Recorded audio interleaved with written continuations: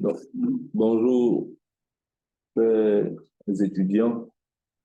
Donc, comme je dis hier, je suis en charge du cours sur l'innovation et management de l'innovation. Donc, on va commencer par présenter le cours. Donc, pour présenter le cours, on parle de... Parce que quand on entend le mot innovation et management de l'innovation, vous pensez à quoi immédiatement?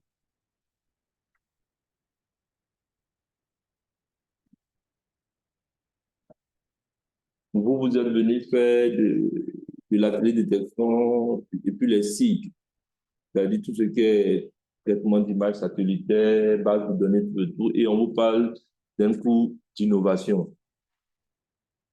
Vous vous attendez à quoi? Monsieur Pont, c'est apporter quelque chose de nouveau. Apporter. Ou bien améliorer quelque chose, une chose existante, l'améliorer. Ok, d'accord. Donc, il a dit deux choses en même temps. Ça veut dire apporter quelque chose de nouveau ou bien améliorer l'existant. Oui. Voilà. Donc, les découvertes, mais voilà les avancées. Mais souvent, on peut confondre aussi l'innovation avec l'invention. Donc, on va éclaircir un peu ces thèmes-là. Donc, on parle déjà de la théorie de l'évolution que Darwin a postulée dans les années 1800. Donc, qu'est-ce qu'il dit? Il dit que l'évolution biologique des espèces par la sélection naturelle et la concurrence vitale, donc c'est, voici comme il définit un peu la théorie de l'évolution. Et selon lui, les espèces animales et végétales vont devoir changer leurs habitudes pour pouvoir survivre. Donc, pour pouvoir survivre, elles ont dû s'adapter aux différentes variations de l'environnement. On a aussi un autre biologiste aussi qui a aussi énoncé d'autres théories sur l'évolution des espèces. Mais dans tout le cas, on peut retenir que chaque nouvelle génération s'améliorera par rapport aux générations précédentes. Et ce mécanisme progressif-là et continu d'amélioration et d'adaptation est la source de l'évolution des espèces. Donc ici, dans ce cas-là, on est dans l'évolution des espèces. Quand on veut transposer ça au niveau de l'entreprise ou bien avec tout ce qu'on veut dire, on dit que la capacité d'adaptation à un environnement en changement perpétuel détermine la survie d'une espèce. Donc, si on transpose, si on fait une translation et on ramène cette définition-là au niveau de l'entreprise, on va dire quoi? La faculté d'adaptation, la flexibilité, l'habilité à apprendre et à développer de nouvelles capacités sont des caractéristiques nécessaires pour assurer la pérennité sur un marché où les frontières disparaissent et où la concurrence internationale est de plus en plus accrue. Donc, c'est valable pour l'entreprise, c'est valable pour la formation, c'est valable aussi partout. Quand on voit les différentes universités sont toujours en compétition. Donc, on essaie d'améliorer les maquettes, les cours interactifs. En ce moment, nous faisons un cours hybride, c'est-à-dire il y a ceux qui sont en présentiel, il y a ceux qui sont en ligne et il y a ceux qui sont hors ligne, c'est-à-dire après, ils pourront avoir les différentes vidéos. Donc, il y a toute une évolution. Même au niveau du rendu, bon, maintenant, on fait les cours avec des projets. C'est quoi ça? C'est des vidéoprojecteurs. Mais avant, c'était, comme on appelle ça là. Et avant, c'est ce qu'on appelle les projecteurs même. C'est-à-dire, nous, quand on était en première année, il y avait les fils dont l'enseignant, il écrivait sur son... Et puis, il projetait, il mettait à chaque des diapos, puis on projetait. Ce n'était pas encore les PowerPoint. C'était comme ça. Donc, on voit qu'il y a une évolution. Donc, l'ensemble des caractéristiques citées vont se regrouper sur le thème de l'innovation. C'est un peu ça. Donc, on va essayer de définir c'est quoi l'innovation. Et comme je dis, l'innovation se retrouve au niveau académique, au niveau même, au niveau de la formation, au niveau de la recherche, au niveau professionnel. Au niveau professionnel. Donc, ce présent cours, comme c'est écrit, a pour but vraiment de susciter en vous ce processus d'innovation-là face à un monde plus compétitif. Il ne faudrait pas rester là à faire les mêmes choses. C'est pourquoi il faut lire ce que vos devanciers ont déjà fait. On ne va pas répéter les mêmes choses. Mais vous voyez qu'un cours à l'université est toujours dynamique. Ça n'a rien à voir avec les cours de mathématiques ou de biologie qui sont les plus souvent statiques. Ici, chaque année, on fait évoluer le cours. Donc, le cours est toujours dynamique. Donc, les objectifs pédagogiques de ce cours, premièrement, on va essayer de définir les concepts qui sont liés à l'innovation. Définir les concepts. On va expliquer le processus d'innovation. Ça, c'est ce que moi, je vais faire en tant qu'activité d'enseignement. Et vous allez identifier les grandes innovations en matière géomatique. C'est-à-dire, la troisième partie va faire l'objet d'un travail de groupe et vous allez venir exposer. Voilà. Donc, ce cours est structuré en trois séquences. Donc, concept et enjeux de l'innovation. Deuxième synthèse, management de l'innovation. Et troisième synthèse, ça, c'est vous qui allez faire ce cours-là, innovation en géomatique. Donc, vous allez faire des groupes et vous allez venir nous parler de l'innovation en géomatique. Parce que c'est quoi la géomatique déjà? Qui peut me définir la géomatique? En pleine soutenance, on vous demande le président du jury qui n'est pas spécialiste en télédirection, il vous demande Mélissa, c'est quoi la géomatique? La géomatique est fait appel à tout ce qui est innovation, à tout le système d'innovation.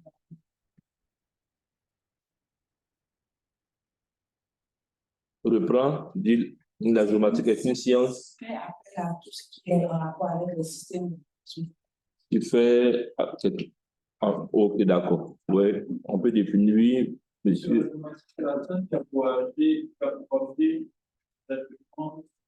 L'analyse, la diffusion des données à référence. De données à référence spatiale, ok.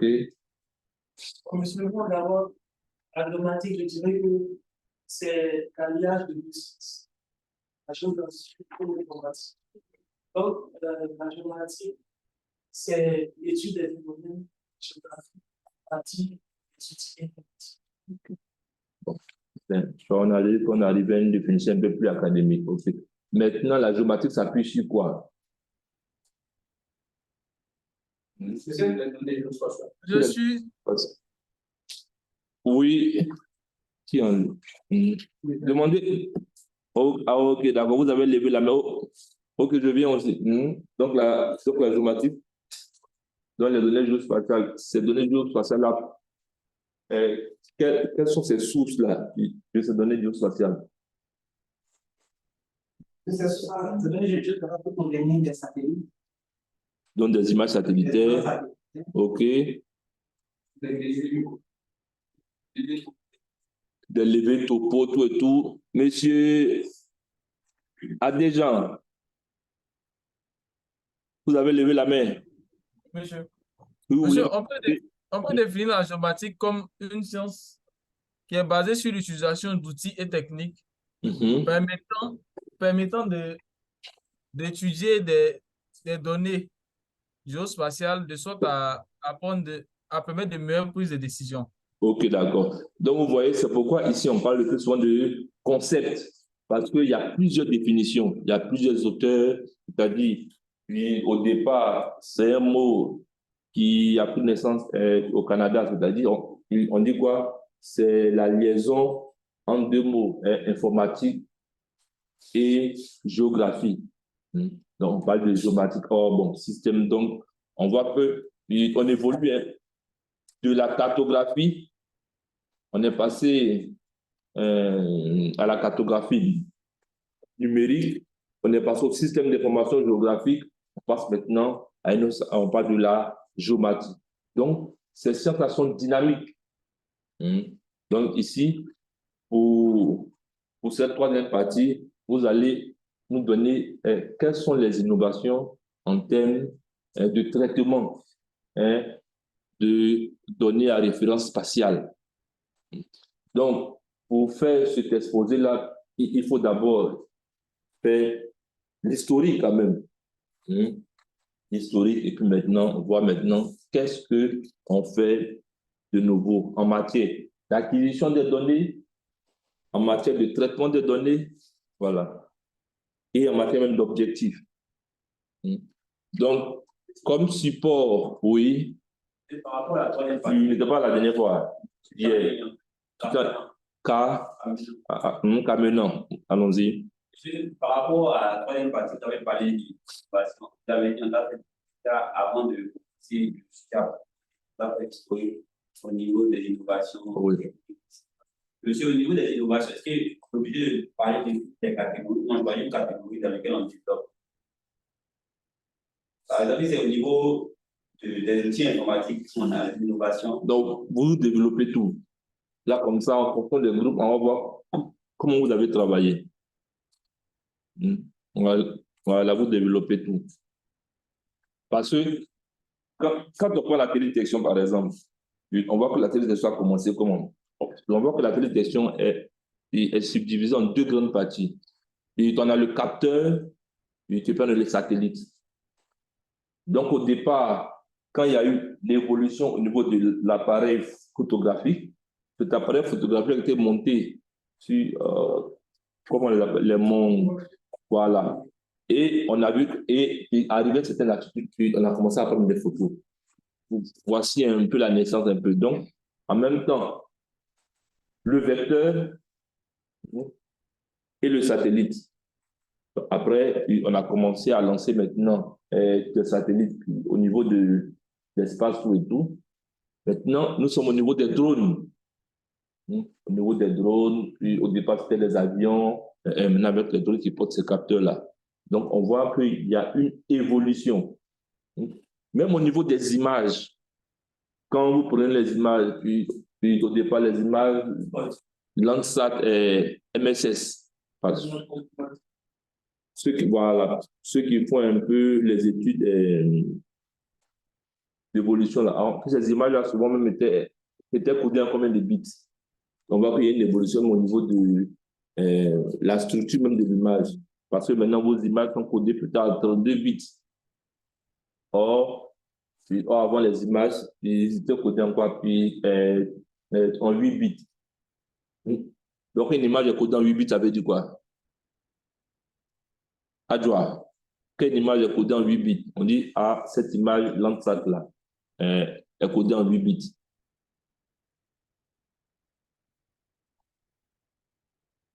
Tu n'as pas de la géomatique.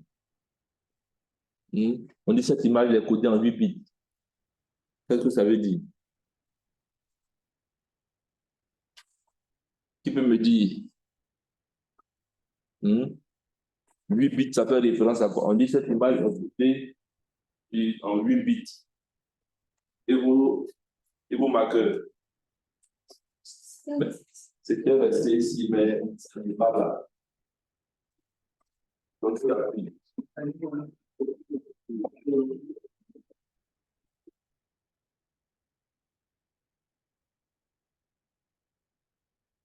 Donc, on va voir qu'il y a une évolution au niveau du codage des images.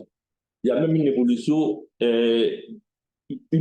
au niveau de la résolution spatial, c'est-à-dire au niveau des différentes caractéristiques de l'image même. Au niveau de la résolution spatiale, oui. Oui, niveau de gris, oui, c'est pas. Bon, c'est un peu sur le niveau de gris. Donc, on peut parler d'une évolution donc, au niveau du coûtage de l'image. Parce que quand on vous dit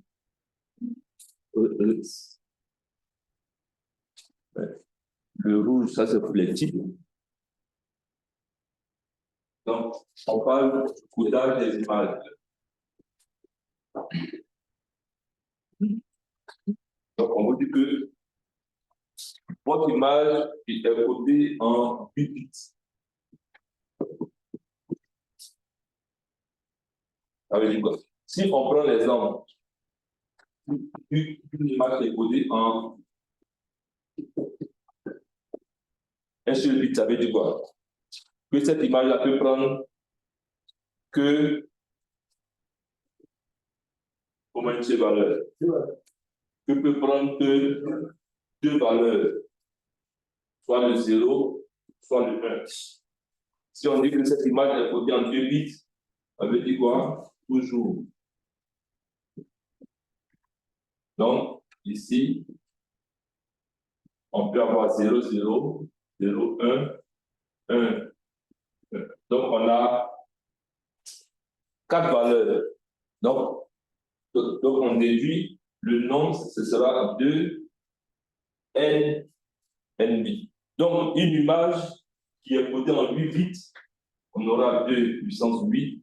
Normalement, ça vous donne 256 possibilités. Donc, ça veut dire qu'une image qui est codée en 8 bits, les comptes numériques de chaque pixel peut varier de combien? De 0 à 200,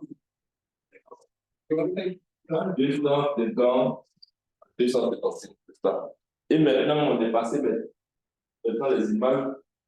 Vous allez voir les images sont pleines de ce codé. Quand vous allez dans information, vous pouvez voir. Maintenant, une image est codée en 16 bits. Même d'autres sont codés en 32 bits. Donc, on voit qu'il y a une précision au niveau des capteurs. Parce que vous avez déjà fait les caractéristiques des différents capteurs.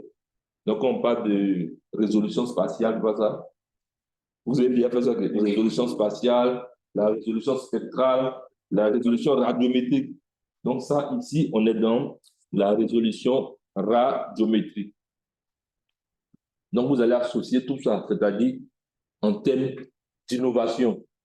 En termes d'innovation, au niveau aussi du traitement. Donc, on est passé aux méthodes classiques de traitement. C'est bon de le dire. Donc, on est passé aux méthodes classiques, des classifications simples.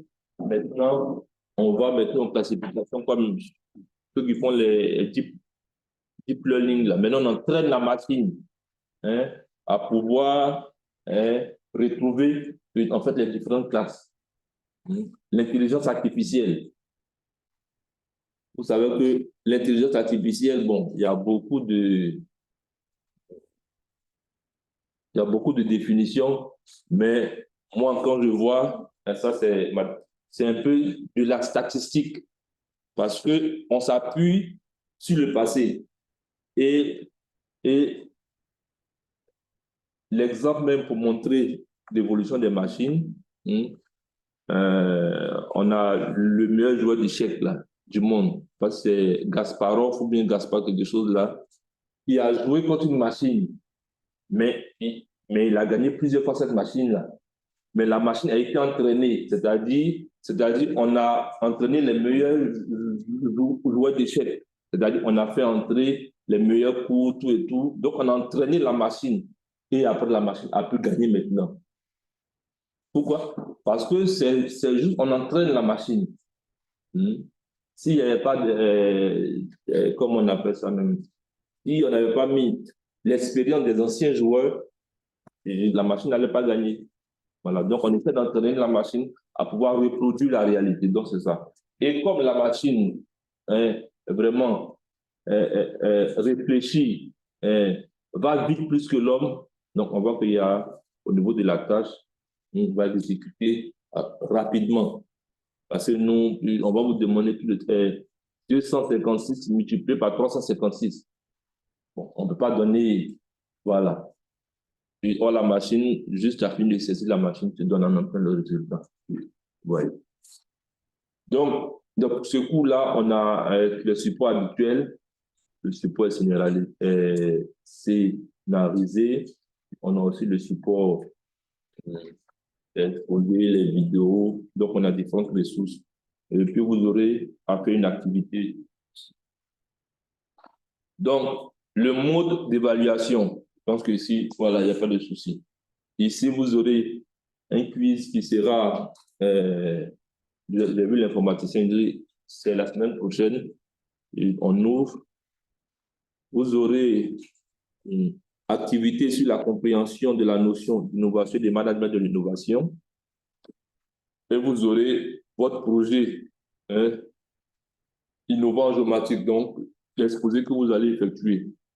Je ne sais pas combien de temps on va voir un peu. Et il y a l'examen final sur table où on va vous évaluer.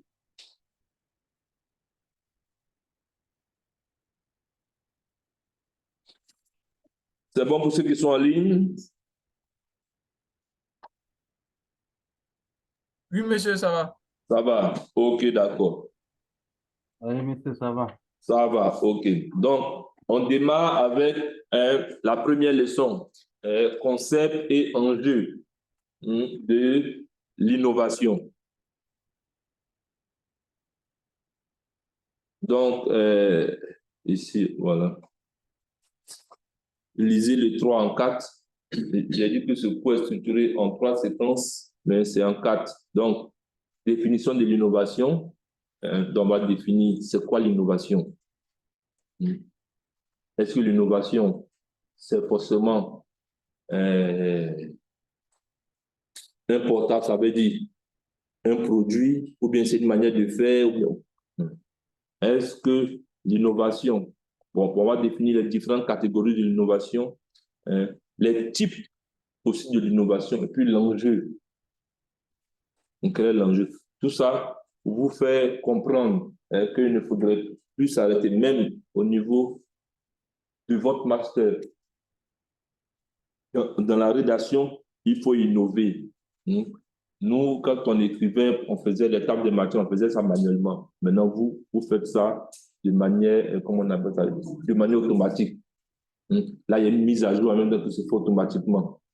Voilà. Donc, quand on change une figure en même temps, voilà. Même avec les références bibliographiques, c'est pourquoi on va travailler avec le logiciel Vidéo. Ça se fait automatiquement. Voilà. Donc, on essaie de pouvoir améliorer les différentes tâches. C'est ça l'innovation. Donc, pour définir l'innovation, donc on dit que c'est un mot qui provient toujours, comme c'est la langue française, donc qui provient du latin, innovatus, qui va signifier changer ou rénover. Comme votre ami a dit, quelque chose de nouveau ou bien améliorer l'existence.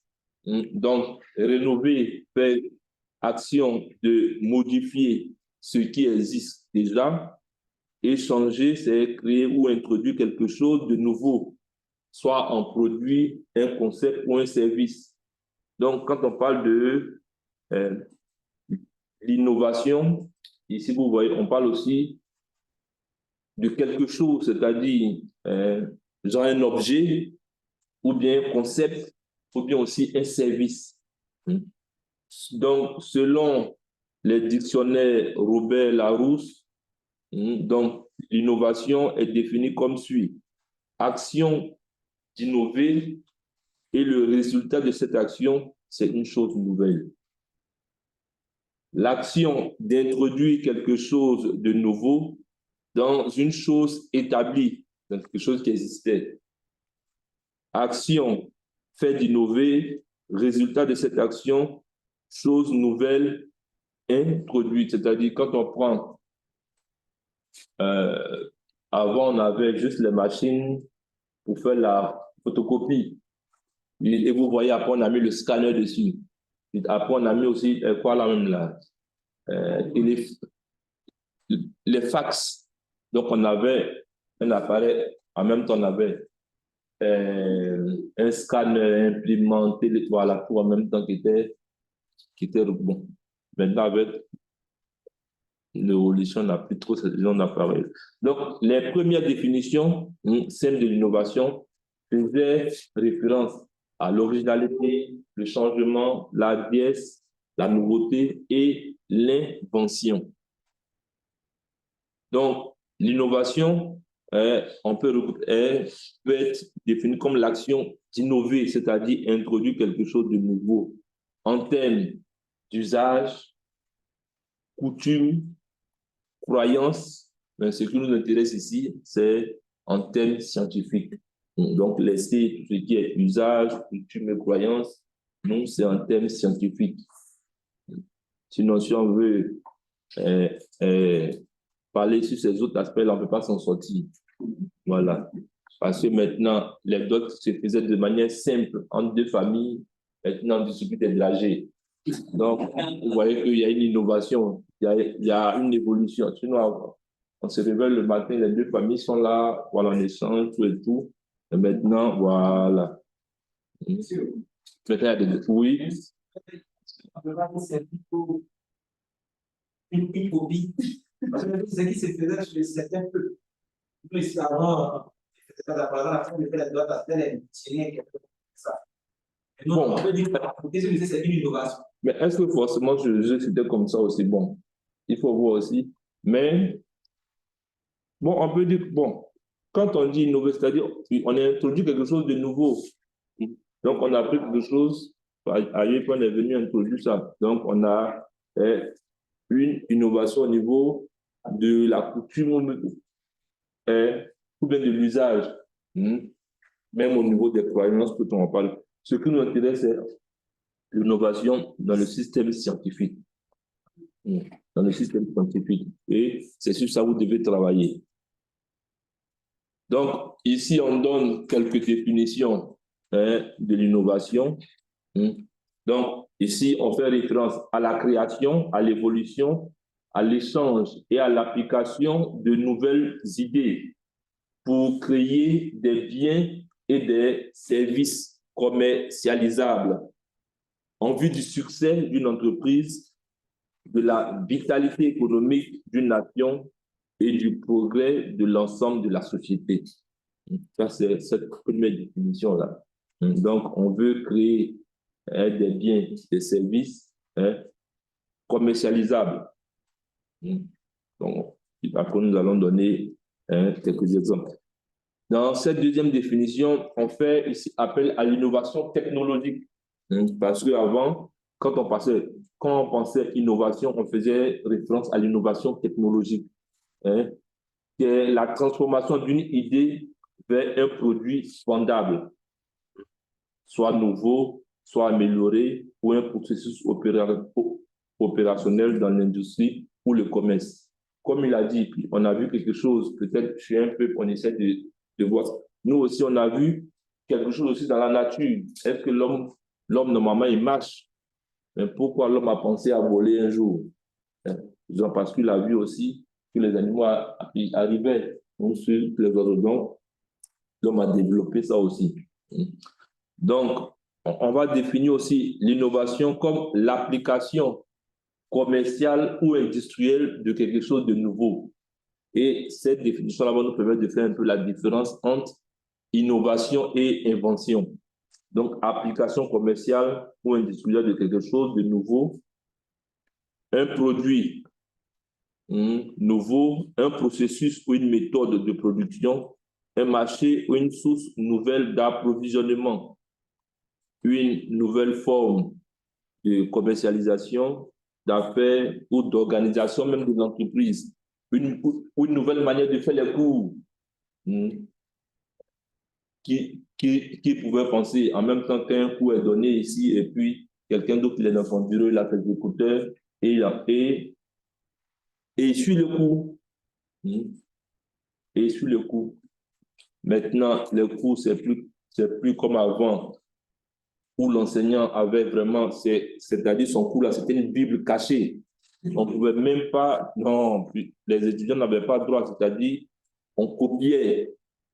Et si tu as mal copié, ça atterrit ses périls. Et on va ressentir ça dans la composition. Parce que dans la composition, on corrigeait les fautes. Si on dit d'écrire corpus et toi d'écrire corpus, ce n'est pas la même chose. On te donne 0. Donc, c'est un peu ça. Donc, on voit qu'il y a toute une évolution. Donc, quand on prend un peu, on voit que par rapport à toutes ces définitions-là, la dernière ici, innovation est la mise en application industrielle et commerciale d'une invention. C'est la mise en application de manière industrielle et commerciale d'une invention.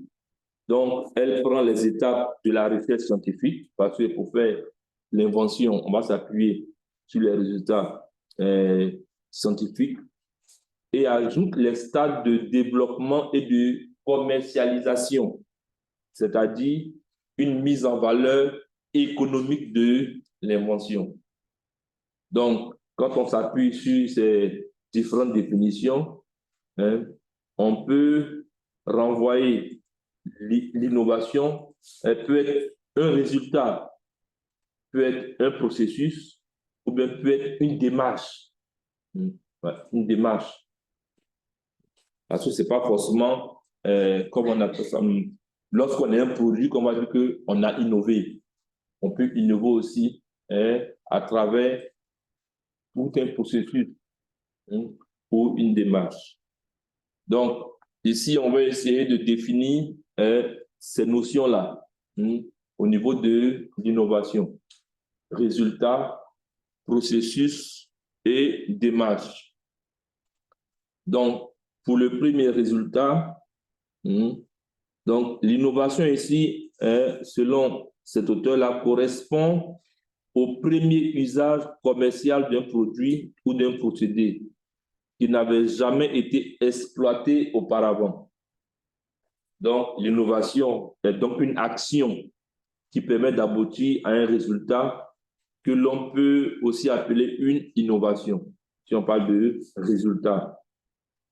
En termes de processus, l'innovation est un processus qui se présente sous la forme de plusieurs phases. Parce que, comme je disais, on a essayé de pouvoir énumérer les différentes phases en matière de processus de recherche. Mais ce ne sont pas des phases qui sont statiques. Parce qu'il y a d'autres auteurs qui disent qu'en matière de recherche, on a la phase conceptuelle, ça c'est toujours la phase conceptuelle, phase méthodologique, phase empirique. D'autres parlent de phase rédactionnelle.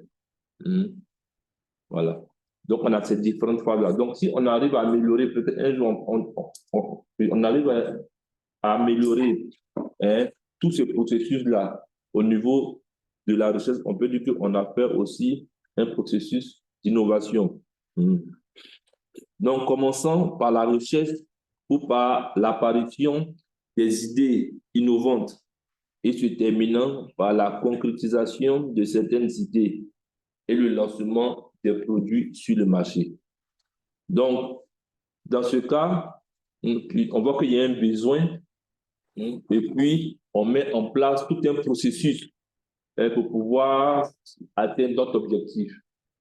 Donc, l'innovation est donc une action qui va s'appuyer sur un processus. Donc, on parle du processus d'innovation. Parce qu'on part d'une idée et on arrive donc à partir de cette idée-là, on met en place un processus. Pour d'autres encore, l'innovation correspond à une démarche. Une démarche, c'est-à-dire un raisonnement, à une volonté stratégique et managériale visant à appuyer le processus d'innovation et dont la finalité est d'arriver à un résultat innovant. Donc, voici un peu les trois aspects de l'innovation en termes de résultats, en termes de processus et en termes de démarche. Est-ce que l'innovation est égale à l'invention? D'après vous, quelle est la différence entre innovation et puis invention? Et puis, tu peux me donner quelques exemples, on va voir un peu. L'invention, c'est quoi? Qui peut me donner? Oui. En termes d'investissement, On crée quelque chose qui n'existait pas auparavant. Par rapport à l'avion. Donc, est-ce que forcément l'avion est une innovation? après l'invention, il y a eu des innovations. Oui, maintenant, est-ce que l'avion est une innovation? Moi, l'avion est une innovation dans les moyens. L'avion est une innovation dans le monde du transport. Parce que pour être, comme on appelle ça, pour passer de l'invention à l'innovation, on a deux processus. C'est-à-dire, cette invention-là doit être acceptée dans la société. D'abord, ça doit être utile et puis ça doit être accessible aussi. C'est en ce sens que, puis, au niveau de l'avion, si vous prenez, je ne sais pas si vous avez connu ça, normalement, ici, Paris, on fait en combien d'heures? Bon, 6 heures. Mais il y avait un avion qui faisait ça en combien d'heures? C'était voilà. Voilà. Et cet avion, c'était un avion supersonique qui faisait ça, je crois, en 3 heures de temps. Mais est-ce que cet avion existe encore? Pourquoi? Oui, il y a eu le crash, oui. Il ne rapportait pas assez. Il ne rapportait pas assez. C'est-à-dire, c'était trop cher. C'est-à-dire, une invention qui n'arrive pas à s'installer dans le marché et être socialisable n'est pas finalement une innovation.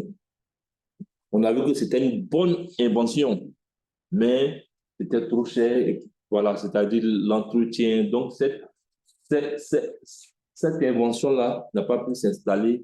Voilà. Or, les autres avions, bon, on va en termes d'innovation, l'avion, la télévision, on voit que c'est quelque chose de nouveau. Et finalement, il y a eu différentes innovations au niveau de la télévision, jusqu'on arrive maintenant aux écrans. Voilà, les écrans plats. Normalement, une bonne télévision, on devait avoir le derrière. Voilà. Et on devait soulever la télévision à 3 comme ça. Voilà. Ça rendait la tâche difficile au voleur. Bon, maintenant, avec ces choses, ils peuvent attraper Dieu comme ça et puis ils sont bons. Donc, pour faire la différence, la distinction entre innovation et invention, donc, on va définir l'invention. Donc, l'invention va être définie comme la conception des nouveautés d'ordre différents qui peuvent être des biens, méthodes de production, débouchés, matières premières, structure de la firme technologique. Donc, on parle de ici, on peut faire l'invention à tous les niveaux. Quant à l'innovation, elle va renvoyer au processus de diffusion d'une invention. Elle se présente comme une mise en marché, c'est-à-dire est-ce que le marché va accepter l'invention là, ce que j'ai créé là, est-ce que le marché va accepter ça, des émotions, et leur intégration dans le milieu social, leur intégration dans le milieu social. Voilà, donc on voit un peu les différents aspects. Donc, on poursuit encore que l'innovation est un concept qui va traverser à la fois les sciences exactes. C'est ce qu'on appelle sciences exactes. Monsieur, au fond, c'est ce qu'on appelle sciences exactes, c'est quoi?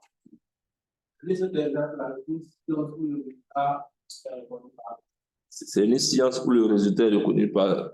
bon, on peut dire ça comme ça, c'est un peu... qui peut donner aussi délégué. Une science exacte, c'est quoi? Comme si tu l'as dit, c'est une science. Ok, voilà, donc les maths concernent que 1 plus 1 est égal à 2. Oui. Bon, le plus, oui. Non, pas possible. Oui, c'est-à-dire c'est une science où on parle d'une démarche, c'est-à-dire on fait des hypothèses et puis maintenant on fait une déduction. On parle de démarche hypothético-déductive. On fait une hypothèse et puis on a une. Donc, on va voir que toutes les sciences qui ont pour fondement les mathématiques, on va parler de sciences exactes, c'est-à-dire les sciences naturelles, tout ce qui est biologie, chimie, géologie, tout, on parle de sciences naturelles. Donc, les sciences, puisque l'innovation trouve sa source dans ces sciences exactes-là. On dit aussi, va traverser les sciences de l'ingénieur, car avant de pouvoir réaliser l'intégration de l'invention sur le marché, de nombreux développements sont nécessaires. Donc, les sciences de l'ingénieur, c'est quel type de sciences d'après vous? Quand on parle de sciences de l'ingénieur. Oui, mais exemple de sciences de l'ingénieur d'après vous? Ce sont des sciences industrielles. Ok, d'accord. Donc, ce sont les sciences industrielles. Exemple de sciences industrielles que vous connaissez? La mécanique, métallurgie, l'électricité. Voilà. Ça, ce sont les sciences. Et on dit que va traverser aussi les sciences économiques et sociales, puisque l'innovation ne peut émerger que grâce à l'entrepreneur et qu'elle existe in fine. Vous avez vu, c'est en latin. J'ai mis ça en quoi? En italique. Donc, dans vos différents documents, quand vous dites in situ, in fine, versus, tout ça, vous devez pencher, c'est-à-dire en italique. Que lorsqu'un corps social s'empare de l'invention pour l'utiliser. Et quand on parle de sciences économiques et de sciences sociales, on fait allusion aux sciences humaines. Parce que c'est comme les hydrogéologues. On dit qu'il y a des hydrogéologues qui sont allés dans un village et ils sont allés faire des forages. Comme eux, ils aiment le bonheur de la population, donc au détriment même, ils n'ont même pas demandé la permission et ils sont allés faire des forages dans les villages. Or, avant, les villageois allaient prendre peut-être de l'eau à près de 5 km. Mais les villageois ont dit que les forages là, ce n'est pas bon. Que l'eau qui est à l'intérieur là, que ça contient des microbes. Mais pourquoi les villageois ont dit ça? Parce que quand on a fait maintenant l'étude, une étude sociale sur l'impact, on a vu que ce sont les enfants qui vont chercher de l'eau. Et les villageois étaient dans des cases. Donc, quand les enfants vont chercher l'eau très tôt le matin, vont en groupe, les parents sont à l'aise maintenant à la maison.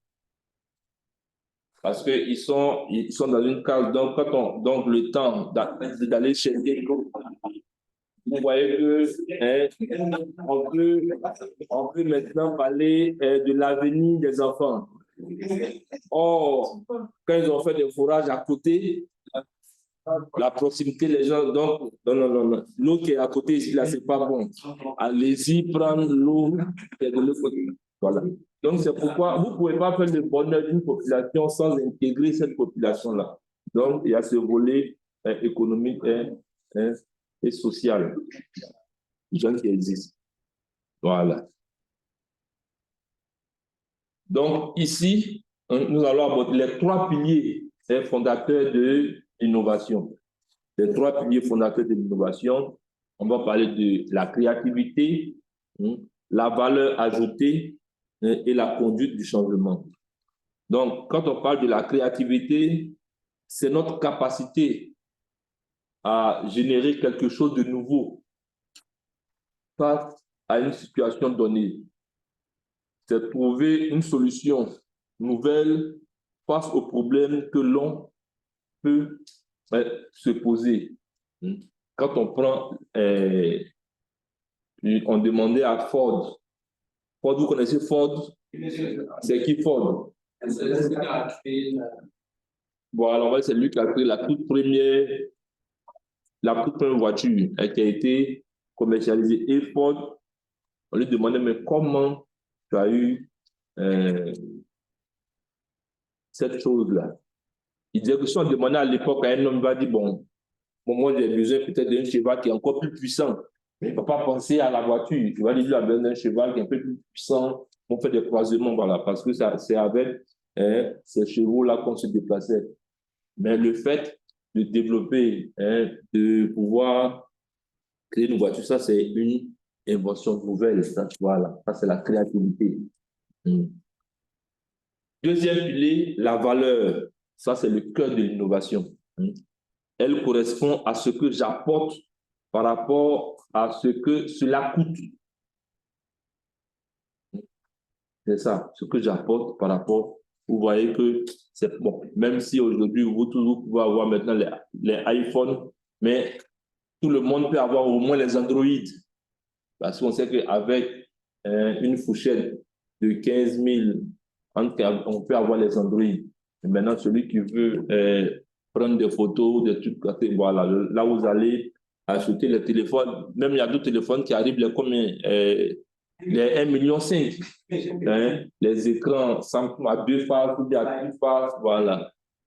Voilà. Bon. Voilà. Mais ça, c'est pas la portée de tout le monde. Vous voyez même, quand on se déplace en avion, à l'intérieur même, il y a, voilà, il y a classe à faire, il y a premium, mais on est tous, bon, on est tous à l'avion. Mais on ne consomme pas toutes les mêmes choses. Voilà. D'autres ont un petit verre de vin, d'autres ils boivent du champagne à gogo. Voilà. Donc, c'est un peu ça. Donc, il y a la valeur ajoutée. Et puis, il y a la conduite du changement. Donc, on dit condition nécessaire de l'innovation. C'est-à-dire, l'innovation doit pouvoir être acceptée.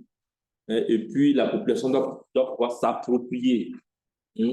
Donc, acceptation et appropriation de la cible. La cible, ce sont les clients. Face à la nouveauté. Donc, on va appeler cela la socialisation. Les clients achètent et les clients sont satisfaits. Avant, dans nos maisons, est-ce que tout le monde avait la possibilité d'avoir une machine à laver? Non. Mais maintenant, on voit que les machines, le coût a baissé depuis la consommation. Donc, on peut, parce que quand on fait le ratio entre la femme qui va venir laver les habits chaque fois, dans tout et tout, puis depuis là, bon, on voit que quand même, c'est un investissement qui est assez rentable. Donc, il y a des biens comme ça. Ce n'est pas réservé exclusivement pour une classe. Mais voilà. Donc, le client l'achète et les clients sont satisfaits. Donc, pour finir avec la définition de, non pas pour finir, hein, toujours dans la définition de l'innovation, donc on voit que c'est un processus. On parle de la créativité, de l'invention, et maintenant on arrive à l'innovation. Donc, la créativité, comme on a dit, est créer quelque chose de nouveau. Après, la matérialisation de nos idées. Donc, ici, on fait souvent appel, comme on a dit, au sens de l'ingénieur. Il faut monter, si c'est voilà. Tu as pensé, c'est vrai, maintenant, on fait appel. Puis, au sens de l'ingénieur, on va matérialiser cette créativité-là en termes de produits. Et maintenant, il faut que ce produit-là, maintenant, soit accepté sur le marché. Donc, ici, on va parler maintenant l'innovation.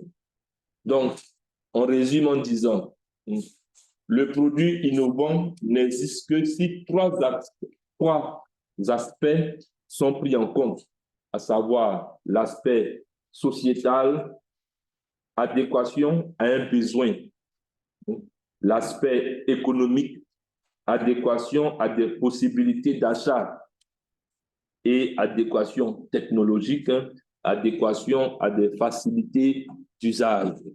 Là, nous pouvons dire que ça, c'est un produit innovant. Donc, si vous faites un mémoire innovant, on doit avoir quoi dedans?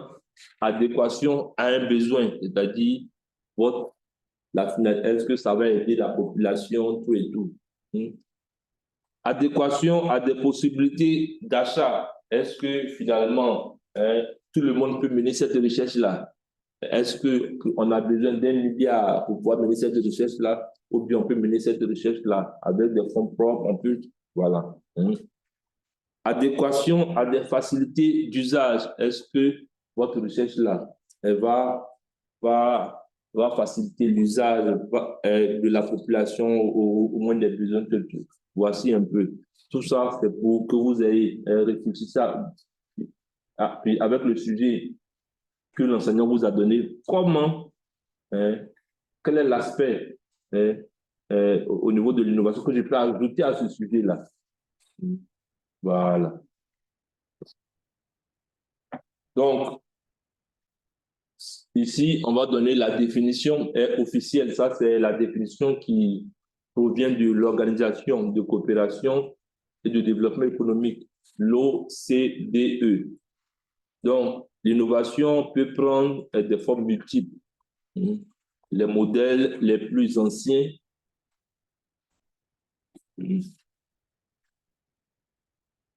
donc ici, les modèles les plus anciens étaient principalement centrés, comme je disais, sur l'innovation technologique. C'était ça. Quand on crée l'avion, quand on crée la voiture, voilà, ça c'est l'innovation technologique. Mais désormais, l'innovation non technologique a toute sa place dans les stratégies des entreprises. Vous allez voir que les entreprises maintenant, avec la maladie à coronavirus, on a développé maintenant le travail en ligne. Le travail en ligne. Moi, s'il faut se taper l'embouteillage chaque fois de Benjerville ou venir au cours ici, alors qu'on a une réunion d'1 heure de temps, on peut, nous au CURAT, on le fait souvent quand on a les réunions pour ceux qui sont hors du pays, qui sont en séminaire, voilà. Donc, on fait les réunions en ligne, d'autres sont en présentiel, d'autres sont en ligne, et on peut participer tout et tout. Voilà, c'est ça. Même pour ceux qui sont en ligne, lorsque vous allez travailler sur la troisième partie, géomatique et innovation, lorsque vous allez créer des groupes, en ligne, vous pouvez travailler, c'est-à-dire vous créez des groupes, vous discutez, voilà. Et puis, c'est-à-dire maintenant, la distance ne peut pas permettre de justifier un manque dans le travail. Non. Les outils sont là. Maintenant, vous ne pouvez pas sortir de la maison sans téléphone. C'est pas ça. Quand vous oubliez votre téléphone, voilà. Avant, on partait tranquillement à l'école sans téléphone, on revenait sans téléphone. Maintenant, on donne les téléphones à nos enfants parce qu'on veut être toujours au courant. Voilà. Bon, on va dire ça, c'est un autre type d'innovation aussi. Ça nous intéresse. Donc ici, l'OCDE, qui est un peu une référence au niveau international, définit l'innovation comme la mise en œuvre d'un produit. C'est-à-dire, quand on parle de produit, ça fait référence à un bien ou à un service. Donc, vous allez voir, quand on va faire un peu les cours sur les biens, vous allez voir qu'il y a ce qu'on appelle les biens mobiliers et les biens immobiliers. Voilà, donc il y a des biens qu'on peut toucher, il y a des biens qu'on ne peut pas toucher. Donc, il fait comme la mise en œuvre d'un produit, entre parenthèses, bien ou service, ou d'un procédé nouveau ou sensiblement améliorer d'une nouvelle méthode de commercialisation ou d'une nouvelle méthode organisationnelle dans les pratiques de l'entreprise. Donc, voici un peu la définition officielle que nous avons de l'innovation. Et de cette définition-là, on va toucher maintenant les différentes catégories de l'innovation. Donc, avant d'entamer la partie sur les différentes catégories de l'innovation, s'il y a des questions, il y a des préoccupations, je suis à votre disposition. Ceux qui sont en ligne, vous pouvez lever la main. Voilà.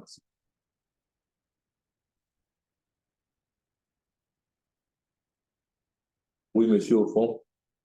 Moi, je dis que conseil de créativité et d'invention. Parce que pour moi, il n'y a pas de créativité, il n'y a pas de conception. Il n'y a pas de créativité, il n'y a pas d'invention.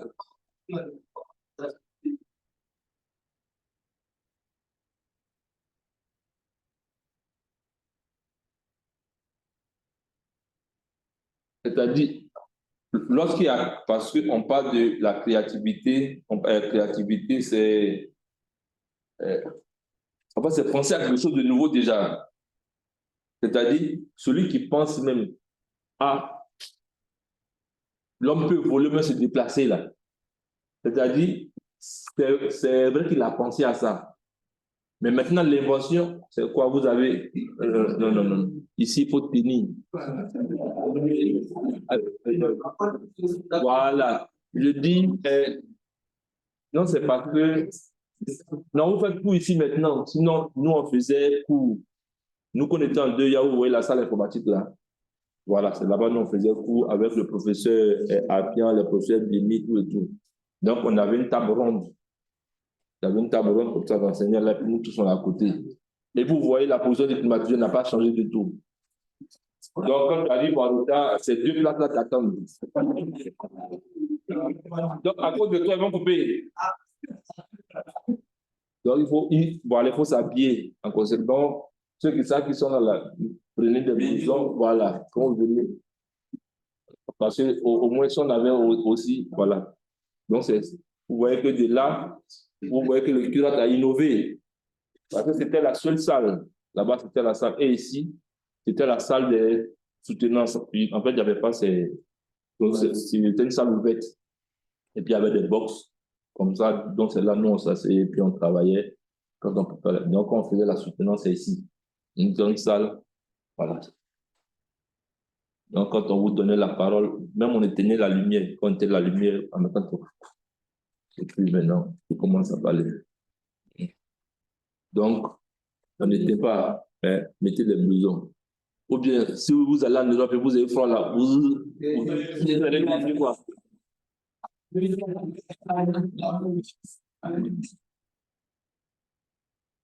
Donc, c'est là-bas où vous portez non. Ce que les dames portent avant de porter les trucs là. Mais les hommes portent aussi des bas, hein? Ah, voilà, porter les bas à cause du foie.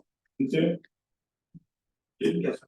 Vas-y. Est-ce que exporter l'innovation d'une culture d'un endroit à un autre, c'est pas aussi de l'innovation? C'est-à-dire, ici, on a les caractéristiques, c'est-à-dire, pour dire qu'un produit est innovant là. Ça, on a les postulats, voici ce qu'on a dit. On a dit le produit là, il doit avoir adéquation à un besoin. Si je prends l'exemple tel de la machine à laver. Donc, on prend les différentes étapes. On dit sociétal, adéquation à un besoin. C'est-à-dire qu'il y a un besoin de laver les habits de manière... Ça, il y a un besoin. Adéquation à des possibilités d'achat. Est-ce que tout le monde... Est-ce que la machine là... Dans les machines, il y a des machines même semi-automatiques pour vous-même, vous mettez l'eau, vous dosez un peu, vous mettez, voilà. Donc, il y a une adéquation. Quand même, adéquation à des facilités d'usage, c'est-à-dire Est-ce que vraiment ça a été facile d'usage? Oui, donc, on voit qu'ici, il y a ça, on peut dire que c'est un produit innovant. Donc, lorsque il faut faire passer, en fait, un test, c'est-à-dire quand vous prenez votre produit et vous faites passer ce test-là, d'abord, la créativité. Créativité, on dit générer de nouvelles idées. C'est ça. Maintenant, il faut matérialiser l'émotion, il faut matérialiser ça. Mais quand tu finis de matérialiser ça, souvent, ce n'est pas encore commercial. Peut-être, toi, c'est dans ton garage, tu as pris tes trucs, voilà. Mais pour commercialiser quelque chose, on rentre maintenant dans le sens de l'ingénieur. Est-ce que vous comprenez? Parce que toi, dans ton garage, tu as essayé de faire peut-être un robot, une maquette, voilà. Et tu vas présenter ça peut-être à des financeurs, à des financiers, voilà. À des financiers pour pouvoir t'aider. Donc, on fait passer. Donc, si on prend peut-être l'exemple de la voiture, on va voir que ça respecte bon. Si on prend l'exemple de l'avion Concorde supersonique, adéquation à un besoin. Oui, on peut dire adéquation à un besoin parce qu'on a besoin de vite voyager. Voilà. Si on prend l'exemple, adéquation à des facilités d'usage technologique, oui, on a pu trouver la technologie, tout et tout. On veut maintenant adéquation à des possibilités d'achat. Ce n'est pas tout le monde. Voilà. Or, si vous n'arrivez pas à faire fonctionner, vous ne pouvez pas faire l'entretien. Voilà. Donc, on voit aussi qu'au niveau économique, donc, sociétal, il y avait un besoin. Technologique, il n'y a pas, mais au niveau économique, voilà, il y avait un souci. Voilà. Il y avait un souci. En ligne, ceux qui sont en ligne, il n'y a pas de préoccupation? Oui. Non, monsieur, ça va. Ok, d'accord.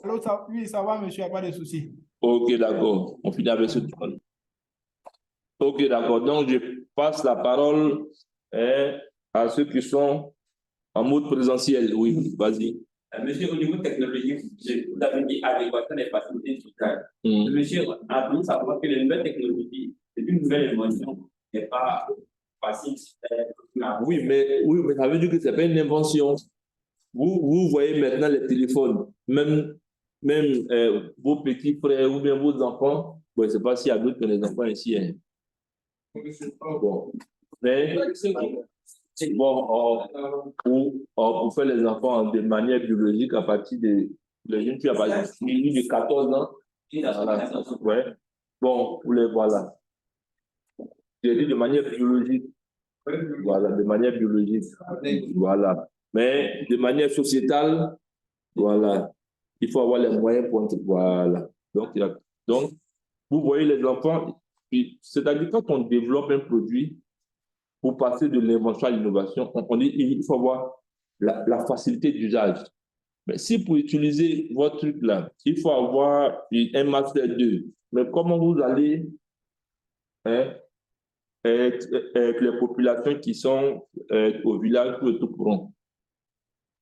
C'est comme pour conduire une voiture. S'il faut un master 2 pour conduire une voiture, bon, pas vraiment. Voilà. Mais on voit que c'est adéquation, facilité dans l'usage et pour accélérer. Maintenant, on n'est plus se fatiguer à Abidjan. Avec l'embouteillage, maintenant, on opte plus pour les voitures automatiques, c'est pas ça? Voilà, c'est ce que vous aimez. Voilà, là, vous appuyez, puis vous freinez, vous appuyez, vous freinez. Ça, c'est les femmes, elles aiment bien ça. Voilà. Voilà. Quand tu achètes une manuelle, elles sont fâchées à la maison maintenant. Voilà. Elles aiment la voiture automatique. Là, on appuie, on accélère, on s'arrête.